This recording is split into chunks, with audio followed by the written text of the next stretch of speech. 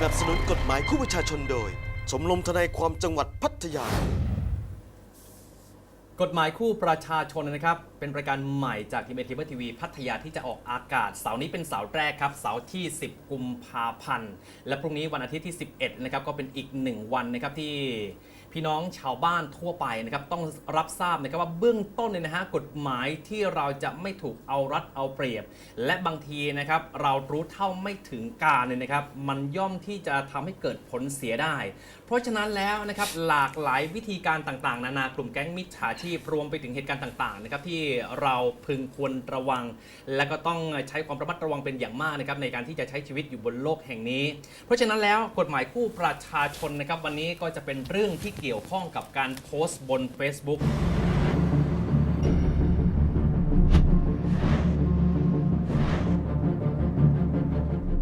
แน่นอนครับว่าปัจจุบันนี้นะครับยุคนี้ใครๆก็เล่น Facebook ใครๆก็เล่น LINE ใครๆก็เล่น IG ล้วนแล้วแต่มีความสำคัญเป็นอย่างยิ่งนะครับก็ถือว่าเป็นปัจจัยที่6ไปเลยก็ว่าได้นะครับแต่ว่าบางทีมันก็เป็นดาบสองคมเหมือนกันนะครับว่าชาวบ้านทั่วไปเนี่ยที่ไม่ได้รับทราบข้อกฎหมายการโพสต์ดูหมิ่นคนอื่นทำให้บุคคลที่3 4 5ได้รับความเสียหายแม้แต่กระทั่งนะครับการนำไปเอาคลิปจากที่อื่นที่ยังไม่สามารถตรวจสอบชัดเจนว่าเขากระทำการถูกหรือว่าผิดหรือบางคนนะครับอาจจะมีการโชว์เรือนร่างไม่ว่าจะเป็นผู้ชายผู้หญิงแต่มีพรบคอมพิวเตอร์ที่มีการควบคุมไว้นะครับที่มันจะเข้าข่ายลามกอนาจารเพราะฉะนั้นกฎหมายคู่ประชาชนวันนี้นะครับว่าสิ่งต่างๆเหล่านี้คุณต้องระมัดระวังทางรายการเรียนเชิญทนายธนาเศรษฐ์ตุ้มทองประธานชมรมทนายความจังหวัดพัทยานะครับมาร่วมไขข้อข้องใจสำหรับกฎหมายคู่ประชาชนวันนี้สวัสดีครับทนายครับสวัสดีครับตอนนี้แน่นอนแล้วใครๆก็เล่น Facebook กันทั้งนั้นใช่ไหมฮะใช่ครับโดยเฉพาะนะครับตอนนี้ใครหล่อๆสวยๆหน่อยไม่ได้นะครับรับเป็นพรีเซนเตอร์เลยขายสินค้าแต่ว่าการขายสินค้าเนี่ยเขาขายไม่ธรรมดาแน่นอนบางคนนี่นะครับเขาแบบว่าอาจจะแต่งตัววาบหวิวอาจจะแต่งตัวที่มันเกินเลยไปบ้างลักษณะแบบนี้นะครับชาวบ้านชาวเมืองเนี่ยเขาก็บอกว่าแบบไหนที่มันเข้าข่ายไปลามกอนาจารหรือว่าเกินกว่าเหตุกับเรือนร่างของเราที่มีเสื้อผ้าอาภรณ์เนี่ยสวมใส่อยู่ลักษณะแบบไหนที่เข้าข่ายอนาจารครับทนายอันนี้เดี๋ยวมันจะมี2คำใช่ไหมลามกกับอนาจารลามกเนี่ยทุกคนน่าจะรู้อยู่แล้วลามกคืออะไรที่แบบชัดเจนมากส่วนอนาจารเนี่ยเราดูความหมายของอนาจารก่อนตามแปลความหมายตามของไทยนะครับของราชบัณฑิตยสถานเนี่ยอนาจารหมายถึงการกระทำที่ไม่เหมาะสมการกระทำที่ผิดจริตผิดประเพณีและผิดกฎหมายอย่างผิดกฎหมายอาญาเนี่ยก็เป็นการกระทำที่คล้ายๆว่ากระทำสิ่งที่น่าอับอายอย่างเช่นการเปลือยร่างกายแล้วก็ให้คนอื่นเห็นเนี่ยส่วนคำว่าทาระกำนันเนี่ยก็คือประชาชนทั่วไปแต่ไม่ใช่ว่าเอ้ยเราแก้ผ้าเดินอยู่เนี้ยแล้วคนอื่นไม่เห็นเนี่ยไม่ผิดไม่ใช่นะเราเดินในบ้านถอดเสื้อผ้าหมดแต่ว่าหน้าต่างหรือว่าผ้าม่านเนี่ยเปิดที่ทุกคนสามารถเห็นได้อันนี้ก็เข้าข่ายผิดเหมือนกันอันนี้ก็เข้าข่ายผิดเหมือนกันใช่ครับทาระกำนันหมายถึงว่าประชาชนทั่วไปใครก็ได้ที่จะได้เห็นเราที่จะได้เห็นหรือคิดว่าเขาควรจะได้เห็นขนาดนั้นอาจจะไม่มีคนเห็นก็ได้แต่ว่าการกระทำของเราเนี่ยเหมือนกับเปิดเผยเพื่อคนอื่นสามารถเห็นได้ทนายกำลังจะบอกว่าเมื่อกี้นะฮะค้างไปนิดหนึ่งว่าลามกกับอนาจารแยกคำจำกัดความใช่ไหมฮะลามกนี่คือแบบว่าไม่มีเสื้อผ้าอาภรณ์บนร่างกายลามกนี่คือชัดเจนเลยอาจจะพูดจาส่อเสียดในทางชู้สาวในทางที่รู้สึกว่ามันส่อเสียดในทางการล่วงละเมิดทางเพศอย่างเงี้ยอย่างนี้ไม่เพียงแต่ว่าบนเรือนร่างของเราจะไม่มีเสื้อผ้าอาภรณ์แล้วลักษณะของคำพูดก็เข้าข่ายในเรื่องของลามกด้วยเช่นกันใช่ไหมใช่แล้วอนาจารมันแตกต่างกับลามกยังไงอนาจารเนี่ยคือมันตีความได้ก็อนาจารเนี่ยมันไม่มีกฎหมายบอกว่าแค่นี้อนาจารไหมอย่างที่ผมบอกว่าตามประมวลกฎหมายอาญาเนี่ยคำว่าอนาจารเนี่ยตีความหมายได้ว่าคุณทำพฤติกรรมไม่เหมาะสมหรือคุณเนี่ยเปิดเผยร่างกายหรือเปลือยร่างกายเนี่ยต่อหน้าทาระกำนันในที่คนอื่นสามารถจะเห็นได้อันนี้เรียกอนาจารครับผมถ้าออกไปสู่สาธารณชนนะฮะโดยการโพสต์บนโลกโซเชียลเนี่ยนะครับกรณีผมเนี่ยจู่ๆผมอยากแก้ผ้าแล้วผมก็ถ่ายเซลฟี่แล้วก็แอบไลฟ์สดด้วยแล้วก็โชว์ไปบน Facebook แบบนี้เนี่ยผม สามารถรับผิดอะไรได้ไหมใครที่จะสามารถเอาผิดกับผมได้ไหม อย่างนี้คือเดี๋ยวผมแยกก่อนมันจะมี ครับ ประมวลกฎหมายอาญา อือฮึ แล้วก็พระราชบัญญัติความผิดเกี่ยวกับคอมพิวเตอร์ อ่า อันนี้เดี๋ยวเอากฎหมายอาญาก่อนตามมาตรา ครับ 388เนี่ยระบุว่าผู้ใดกระทำการอันควรขายหน้าต่อหน้าธารกำนัน ครับ โดยการเปลือยหรือเปิดเผยร่างกายเนี่ย อือฮึ หรือการกระทำลามกอย่างอื่นเนี่ยต้องระวังโทษปรับไม่เกิน 5,000 บาท เมื่อก่อนเนี่ย ปรับไม่เกิน 5,000 เมื่อก่อนเนี่ยปรับ 500แต่นี้ อ่าฮะ กฎหมายแก้ใหม่เนี่ยปรับเป็น 5,000แล้ว ครับ ครับ อือฮึ แล้วก็ตามพรบคอมพิวเตอร์เนี่ยมาตรา 14 วงเล็บ 4 นะ ครับ การนำเข้าสู่ระบบคอมพิวเตอร์ อือฮึ ซึ่งข้อมูลใด ๆ ที่มีลักษณะลามก และข้อมูลนั้นๆเนี่ยประชาชนสามารถเข้าถึงได้ อืม อันนี้ผิดพรบคอมพิวเตอร์อีกจำคุกไม่เกิน 5 ปี หรือปรับไม่เกิน 100,000 บาท หรือทั้งจำทั้งปรับ อย่างผมแก้ผ้าผมไล่สด อืม ผมเข้าข่ายไหม เข้าข่ายครับ เข้าข่ายเลยใช่ไหม เข้าข่ายเลยใช่เลยแหละ ถ้าอยากจะแก้ผ้าก็ควรปิดประตูหน้าต่างอะไรบ้านให้ดีๆ แล้วก็อยู่ที่บ้านตัวเองก็ได้นะ ใช่ครับ แต่ถ้าสมมติว่าออกธารกำนันเมื่อไหร่นะ ออกสาธารณชนเมื่อไหร่เนี่ย คุณโดนแน่นอน โดนแน่นอนครับ อย่างนี้ใครจะเป็นคนตรวจสอบอ่ะ อนาจารเนี่ย ครับ ความผิดตามกฎหมายอาญาเนี่ยเป็นความผิดต่อแผ่นดิน อือฮึ ไม่ใช่ความผิดต่อส่วนตัว อืม แล้วก็เป็นคดีที่ยอมความไม่ได้ ครับ เพราะฉะนั้นไม่จำเป็นต้องมีเจ้าทุกข์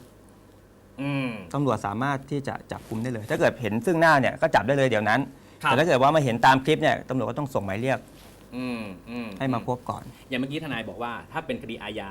ลักษณะของอนาจาร ครับ คุณอยู่ข้างถนนคุณเดินแก้ผ้าแก้ผ่อนไปเนี่ยนะฮะตำรวจจับ ได้เลย ดำนินคดี เห็นแล้วจับได้เลย ไม่ต้องมีเจ้าทุกข์ ไม่ต้องมีเจ้าทุกข์ครับ แต่ในเรื่องถ้าคุณเอาไปโพสต์บน Facebook อันนั้นมันก็เข้าข่ายพรบคอมพิวเตอร์ เข้าข่ายพรบคอมพิวเตอร์แล้วก็ผิดตามกฎหมายอาญาด้วย อ่า แต่อันเนี้ยมันไม่ใช่ความผิดซึ่งหน้า ครับ ตำรวจจะจับเลยไม่ได้ อ่า ต้องออกหมายเรียก ครับผม ก่อน ทนายเคยดูร้านกาแฟเปิดใหม่ที่ตำบลภูตาหลวงไหมฮะ ครับเคยดูครับ อันนั้นดูอะไรฮะดูการนำเสนอใช่ไหมครับ ดูการนำเสนอ แล้วเป็นแบบว่าเพราะการนำเสนอเนี่ยในสายตามุมมองแล้วเนี่ยถ้าเปรียบว่าทนายเป็นสาธารณชน เป็นธารกำนัน มองว่าเขาเข้าข่ายอนาจารไหม เข้าข่ายอนาจารครับ เพราะดูจากรูปถ่ายเนี่ยมันจะมีแค่ตัวผ้ากันเปื้อนที่คลุม อ่าฮะ เท่านั้น ครับ แล้วก็มีการโชว์ช่วงท้ายแล้วก็ช่วงหน้าอกข้าง อ่า ๆ อันนี้เข้าข่ายอนาจารแน่นอน เพราะว่าอันเนี้ยอนาจารไม่อนาจารเนี่ยเราดูจากวินยูชนทั่วๆไป ครับ หมายถึงว่าผู้หญิงเขาดูเนี่ย อืม ส่วนใหญ่บอกอย่างเงี้ยอาย อืม ถ้าผู้หญิงทำอย่างนี้ยน่าอาย ครับ อันเนี้ยเข้าอนาจารแน่นอน มันมีข้อกำหนดไหมว่าเห็นเนินอกประมาณไหนเท่าไหน เห็นช่วงบั้นท้ายของก้นขนาดไหนเท่าไหน ที่เขาเรียกว่าอนาจารประมาณเป็นแบบนั้น การใส่เสื้อผ้าเนี่ยมันปกปิด ครับ ปกติควรใส่แบบไหน อืม บางคนใส่สายเดี่ยวเนี่ยเห็นเนินอกนิดนึงเนี่ยอันเนี้ยมันก็ไม่เข้าอนาจารหรอก อืม แต่ว่าถ้าเกิดว่าอย่างที่ของร้านกาแฟเนี่ย ครับ เสื้อในเขาไม่ได้ใส่ไงชุดชั้นในไม่ได้ใส่ อืม แล้วก็กางเกงก็ไม่ได้ใส่ เออ น่าใส่กางเกงในอยู่ ครับ อันเนี้ยเขาหมายถึงว่าเขาก็เปิดเผยร่างกายเขาแล้วให้คนอื่นเห็น อืม อันเนี้ยผิดอนาจาร เหมือนเจตนา เจตนาที่จะเปิดเผย อือฮึ ร่างกายของตัวเอง แล้วถ้ากลับกันนะ ผมเห็นคนข้างบ้านเขาอาบน้ำและผมไปถ่ายภาพในที่บนเรือนร่างเนี่ยเขาไม่มีอาภรณ์ใดๆทั้งสิ้น อือฮึ แล้วผมก็นำคลิปตรงนั้นเนี่ยเอามาขึ้นโพสต์ของผมผิดยังไงบ้างอือฮึ แอบถ่ายนี่ก็ผิดอยู่แล้วตามประมวลอาญามาตรา397 ครับ คือเนี้ยเป็นการข่มเหงรังแก อืม บุคคลอื่น อืม คือการข่มเหงรังแกเนี่ยไม่จำเป็นต้องใช้กำลังประทุษร้ายก็ได้ อืม เป็นการกระทำที่เขาไม่อาจที่จะป้องกันได้ อันเนี้ยคือเขาไม่รู้ว่า ครับ ว่ามีคนแอบถ่ายอยู่ เนี่ย เขาก็ไม่สามารถจะป้องกันสิทธิ์ของตัวเองได้เลย อันเนี้ยถือเป็นการ ครับ ข่มเหง อืม โดยใช้กำลังประทุษร้าย ครับผมก็เลยยิงคำถามต่อ เพราะว่าหลาย ๆ คนเนี่ยหลาย ๆ คนเนี่ยนะครับก็ยังมองเป็นแบบนี้นะครับว่าบางคนเนี่ยโดนแอบถ่าย โดนที่ใครหลาย ๆ คนแอบถ่ายแล้วเอาไปขึ้นบนคลิป โดยที่เจ้าตัวเองเนี่ยครับผู้เสียหายเนี่ยเขาไม่ได้ยินยอมเลย เพราะบางครั้งอาจเป็นผลเสียกับเขาสามารถที่จะแจ้งความดำเนินคดีกับคนที่เอาไปโพสต์ได้ทันที ได้ทันทีครับ อันนี้ก็จะผิดประมวลกฎหมายอาญาเกี่ยวกับเรื่องหมิ่นประมาทโดยการโฆษณา ม คือเอารูปของเขาเนี่ยไปเปิดเผยโดยที่เขาไม่อนุญาต ครับ ให้ ผม ทำให้เขาอับอาย อืม อันเนี้ยเป็นการหมิ่นประมาท ครับ การหมิ่นประมาทเนี่ยถ้าเกิดว่ามันเผยแพร่ไปทางโซเชียลเนี่ยคนเห็นเยอะๆเนี่ยอันเนี้ยเรียกว่าการหมิ่นประมาทด้วยการโฆษณา อืมฮึ ครับ โทษแบบนี้จะร้ายแรงไหมฮะ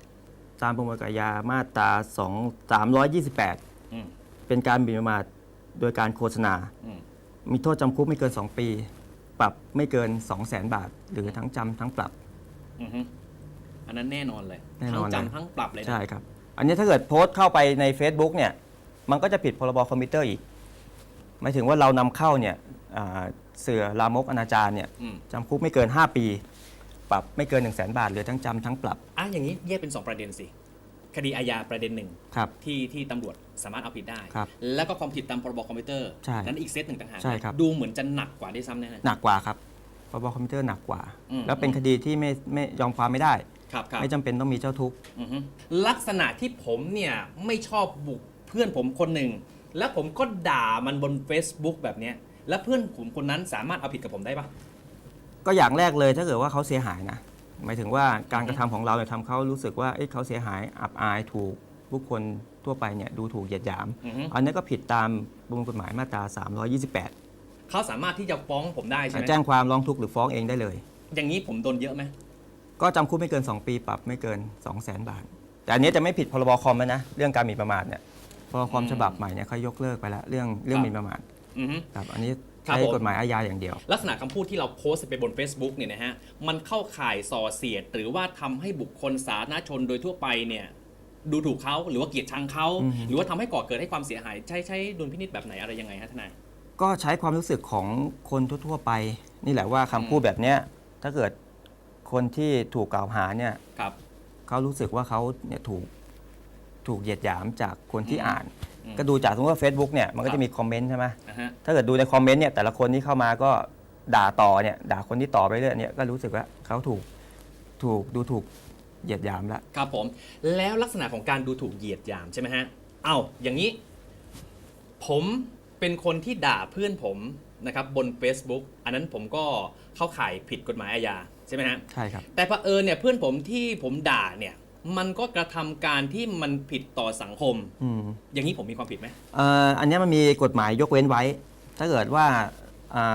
เราเนี่ยโพสต์หรือแสดงความเห็นเนี่ยโดยความชอบธรรม ครับ เพื่อปกป้องสิทธิ์ของตัวเอง หรือ อืม ปกป้องสิทธิ์ของประชาชนทั่วๆไปเนี่ย ครับ อันเนี้ยมาไม่มีความผิดครับเป็นข้อยกเว้น ครับผมแล้วหลังจากนั้นเนยนะครับอีกหนึ่งประเด็นนะฮะคุณผู้ชมฮะที่หลายๆคนนะครับมักจะเห็นเรื่องราวนะครับบางทีเนี่ยเรายังไม่สามารถพิสูจน์ตรวจสอบได้เลยนะฮะว่าอันไหนจริง อันไหนไม่จริง อันไหนถูก อันไหนไม่ถูก แต่เผอิญเนี่ยโทรศัพท์แคปไว้เลย แล้วเอาไปแชร์ก๊อปไปเรื่อยๆแบบนี้เนี่ยนะฮะ ครับ ซึ่งยังไม่สามารถตรวจสอบได้ว่าเขาผิดหรือว่าไม่ผิดอย่างไร อืม คนที่แชร์มีความผิดไหมฮะ จริงๆ คนที่แชร์เนี่ยถ้าตามประมวลกฎหมายอาญาทั่วๆไปนะ อือฮึ ก็เหมือนเป็นตัวการ ครับ อีกครั้งหนึ่ง ฮะ เพราะตัวเองเนี่ยก็รู้อยู่แล้วว่ามันอาจจะไม่จริงก็ได้ แต่ก็เอาข้อความไปเนี้ยไปแชร์ อ่าฮะ หรือไปโพสต์ต่อเนี่ยอันนี้เขาเป็นความผิดอยู่แล้ว อือฮึ แล้วก็อาจจะเป็นความผิดตามพรบคอมพิวเตอร์ด้วย ถ้าเกิดว่า ครับ ไอ้ต้นทางเนี่ยมันผิดพรบคอมพิวเตอร์ อือฮึ อันนี้ก็จะผิดพรบคอมพิวเตอร์ด้วยเช่นกัน ครับ ตามมาตรา ครับ 14วงเล็บ ครับ 5 คนที่เผยแพร่ส่งต่อ อือฮึ คลิปนั้นๆน่ะข้อความนั้นๆน่ะ ครับ ก็จะรับโทษเช่นเดียวกันคือจำคุกไม่เกิน 5 ปีปรับไม่เกิน 100,000 บาท หรือทั้งจำทั้งปรับ และตอนนี้นะครับกระแสนะครับการแฮ็กข้อมูลนะครับเชื่อแน่ว่าความรู้สึกของพี่น้องประชาชนนะครับเขาก็จะมองว่าไอ้มันก็ผิดอยู่แล้ว ในกรณีที่ผมเนี่ยนะฮะไปเอาภาพของทนาย เอาชื่อของทนายมาสร้างเป็น Facebook ก็แน่นอนแล้วมันเป็นของปลอมอยู่แล้วนะครับแล้วก็ไปหลอกลวงไปยืมตังค์ยืมเงินคนอื่นชาวบ้านเยอะแยะมากมายเนี่ยความผิดของผมถ้าตรวจสอบพิสูจน์ได้นะครับว่าผมเป็นเอาข้อมูลและเป็นคนที่แฮ็กข้อมูลของทนายเนี่ยนะฮะ อือฮึ ความผิดมากน้อยขนาดไหนฮะ เรื่องการแฮ็กข้อมูลเนี่ยมันมีโทษหลายขั้นตอน อ่าฮะ ก็แบ่งแยกกันไปอย่างครับ ตามมันจะมีความผิดกับคอมพิวเตอร์เกี่ยวกับว่าเข้าถึงคอมพิวเตอร์โดยมิชอบ อ่าฮะ เช่นเดี๋ยวนี้โทรศัพท์มันก็เหมือนคอมพิวเตอร์เครื่องหนึ่ง ครับ การแฮ็กเข้าไปเนี่ยอาจจะแฮ็กโดยรู้รหัสพาสเวิร์ดของเรา หรือไม่รู้แล้วเข้ามาใช้คอมพิวเตอร์ของเราโดยที่เราไม่ได้อนุญาตเนี่ย ครับ อันนี้ผิด อันนี้จำคุกไม่เกิน 6 เดือนปรับ 10,000 บาท อืม ครับแล้วอีกกรณีหนึ่งคือเข้าถึงคอมพิวเตอร์ที่มีการป้องกัน ครับ ของระบบ ครับ และคอมพิวเตอร์นั้นไม่ใช่ของตัวเอง อือฮึ เข้าไปเนี่ยอันเนี้ยมีความผิดจำคุกไม่เกิน 2 ปี อืม ปรับไม่เกิน 40,000 บาท ว่าจะมีกฎหมายเข้าไปควบคุมตลอดเลย มี เพราะฉะนั้นนะฮะคุณไม่แน่ใจหรือว่าอะไรยังไง หยุดโพสต์หยุดแชร์อะไรที่มันไม่ใช่เป็นประโยชน์จะดีกว่าไหม ดีกว่าครับ ฮะแล้วก็สาวๆหลายคนนะครับแล้วก็หนุ่มๆหลายคนบางทีเนี่ยโชว์สาวๆกับหนุ่มๆเขาจะมีความแตกต่างกันไหมทนายเพราะว่าอย่างผู้หญิงเนี่ยเขาจะมีหน้าอกใช่ไหม ครับ เมื่อกี้ร้านกาแฟเขาก็บอกว่าใส่แค่ผ้ากันเปื้อนแต่บังเอิญผู้ชายผมเป็นผู้ชายนี่ผมก็อยากถอดเสื้อ แต่ผมก็เตะบอลเนี่ยมันก็เป็นธรรมชาติของหลายๆคนที่เห็นอยู่แล้วผู้ชายแบบนี้เปลือยหน้าอกได้ไหม จริงๆอ่ะถ้าเกิดเปลือยหน้าอกมันก็เข้าข้อกฎหมายอยู่แล้วอนาจาร อือฮึ แต่ที่ผมบอกแต่แรกว่าอนาจารหมายถึงการประพฤติผิดจารีตประเพณี ประพฤติผิดกฎหมายแต่ผู้ชายเนี่ยก็เขาก็เมื่อก่อนน่ะก็ไม่มีเสื้อใส่ไงสมัยก่อนของคนไทยใช่ไหม ครับ หมายถึงว่าการเปลือยข้างบนเนี่ยมันก็เป็นปกติของคนไทยอยู่แล้ว ผู้ชายนะครับเพราะผู้ชาย เพราะฉะนั้นเนี่ยถามว่ามันผิดไหมมันผิด แต่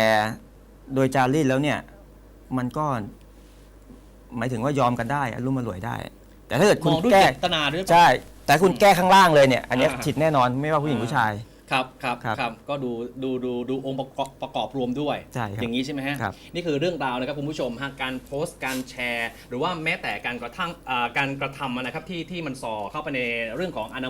ลามกอนาจารต่างๆ เหล่านี้นะครับย่อมผิดตามพรบคอมพิวเตอร์แล้วก็ทางประมวลกฎหมายอาญาด้วย ครับ ใช่ไหมฮะทนายครับเรื่องนี้เป็นสิ่งสำคัญนะครับที่หลายๆคนแม้แต่กระทั่งเด็กนะฮะหรือว่าคนแก่เองก็ตามตอนนี้ก่อนเล่นมือถืออะไรอยู่แล้วนายฝากเตือนไปถึงพี่น้องประชาชนชาวบ้านยังไงดีฮะ ปัจจุบันเนี่ยมันมีกฎหมายใหม่ๆออกมาเย ครั อะ บ มาคุ้มครองสิทธิของประชาชน อือฮึ เพราะฉะนั้นเนี่ย